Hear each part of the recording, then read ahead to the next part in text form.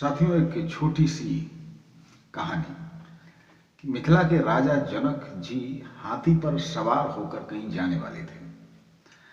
राज कर्मचारी उनकी यात्रा में व्यवधान ना आ जाए, जैसा कि आज भी होता है कि कोई हमारे क्षेत्र में कैबिनेट मंत्री या मुख्यमंत्री प्रधानमंत्री का दौरा होता तो बड़े एहतियात बरतने पड़ते हैं और सुरक्षा का भी ध्यान रखना पड़ता। उस दृष्टिकोण से सभी को आने जाने की सहूलियत नहीं होती है।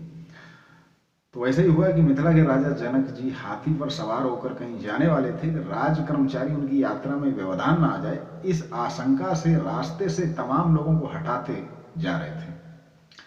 घर से बाहर अपने कामों के लिए निकले नागरिकों को इससे असुविधा हो रही थी।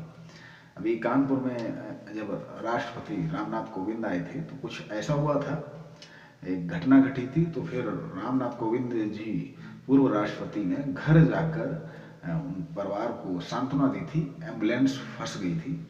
तो ऐसा ही होता है, घर से बाहर अपने कामों के लिए निकले नागरिकों को इससे असुविधा हो रही थी, परंतु वे भय के कारण कुछ बोल नहीं पा रहे थे।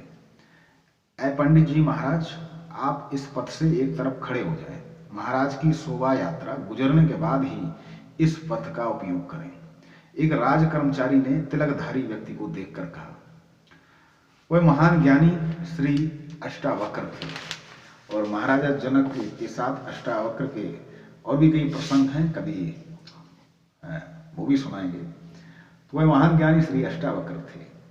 राजा की सुविधा के लिए नागरिकों को परेशान किया जाना अनुचित है। मैं इस पथ से कदापि नहीं हटूंगा। उन्होंने निर्भीकता पूर्वक उत्तर दिया। क्रोधित राज कर्मचारी उन्हें पकड़कर दरबार में ले गया। राजा जनक के सामने उन्हें पेश किया गया। जनक जी ने जब सारा किस्सा सुना तो वह सिंहासन से उठे और अष्टावक्र जी के चरणों में गिर पड़े।